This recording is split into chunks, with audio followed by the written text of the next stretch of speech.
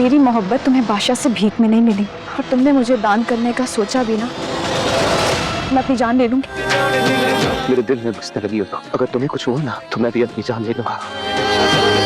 पहले भी तो मैंने अपनी दी हुई चीजें तेरे से वापस ली है। अंदर जाकर देख लीजिए, सब कुछ आपका ही तो है। जिस दिन शक होगा ना तुझे यहीं से निकाल कर ले जाऊंगा और तू कुछ नहीं कर पाएगा। क्या बादशाह जान जाएगा कि सुंदरी गुलाम के पास है? क्या गुलाम सुंदरी को बादशाह के हवाले कर देगा? ड्रामा सीरियल गुलाम बादशाह सुंदरी के नेक्स्ट एपिसोड में आप देखेंगे कि बादशाह ने जिस पुलिस ऑफिसर को कहा होता है कि वो सुंदरी को ढूंढे, तो वो बादशाह को सुंदरी की फ्रेंड का पता बताता है और कहता है कि उसे जरूर पता होगा कि सुंदरी कहाँ है। फिर बादशाह पुलिस ऑफिसर के साथ सुंदरी की फ्रेंड के घर पहुंच जाता है। वहां जाकर सुंदरी की फ्रेंड बादशाह को बता देती है कि सुंदरी तो गुलाम के साथ गई थी।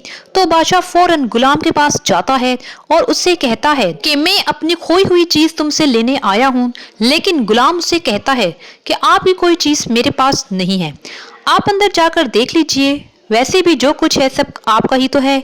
तो बादशाह गुलाम से कहता है कि जिस दिन मुझे शक हुआ तो मैं तुझे यहीं से निकाल कर ले जाऊंगा और तू कुछ भी नहीं कर सकेगा। दूसरी तरफ सुंदरी गुलाम से कहेगी कि मेरी मोहब्बत में बादशाह से भीख में नहीं मिली, अगर तुमने मुझे दान करने का सोचा तो मैं अपनी जान ले लूंगी। फिर गुलाम भी सुंदरी से कहता है कि तुम मेरे दिल में बसने लगी हो, अगर तुम्हें कुछ हुआ तो मैं भी जिंदा नहीं रहूंगा।